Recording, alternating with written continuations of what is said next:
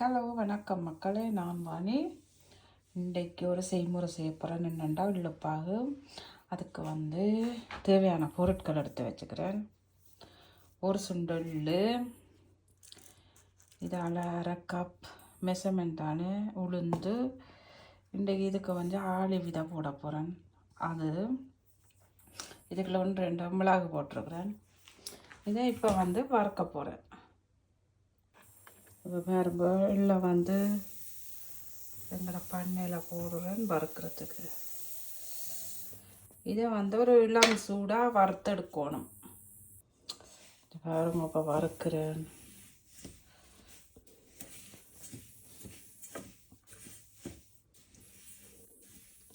நீங்கள் செய்யும் பொழுது வேறு செய்முறையிலையும் செய்வீங்க. அந்த செய்முறை என்னென்று கமெண்டில் தெரிவிங்க மக்களே.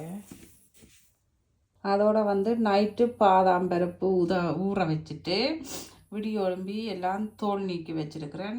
இது பவுடர் ஆக்க போகிறேன். ஏனெண்டா பாலுக்க போட்டு குடித்தா உடம்புக்கு சத்தாம்.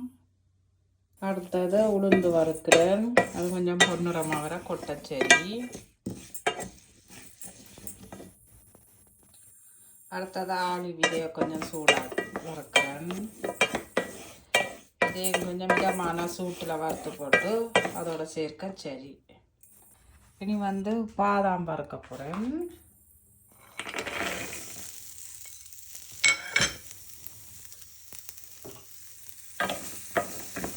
இதில் இதை ஊற வச்சது. அப்போ கொஞ்சம் தண்ணி பதமாக இருக்கும். தண்ணி பதம் போகுந்தோடனே வறுத்தெடுக்கணும்.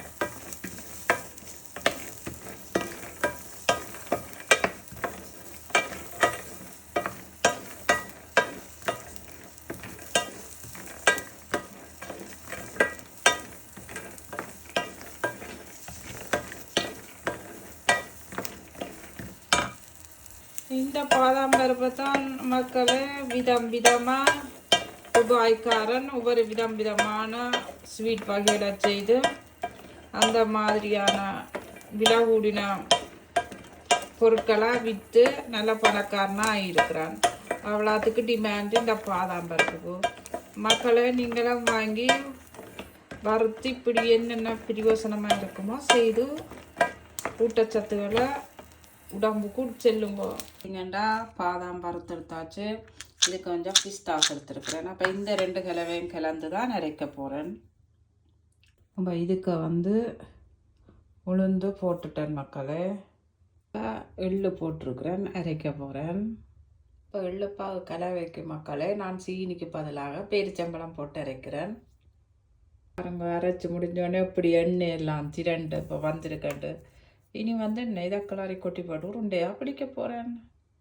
ஓகே மக்களே, பார்த்தீங்களா, ஒரு சுண்டலும் ஒரு 50 கிராம் உளுந்தும் 20 கிராம் ஆளி விதைக்கும் 7 உருண்டை தான் வந்தது.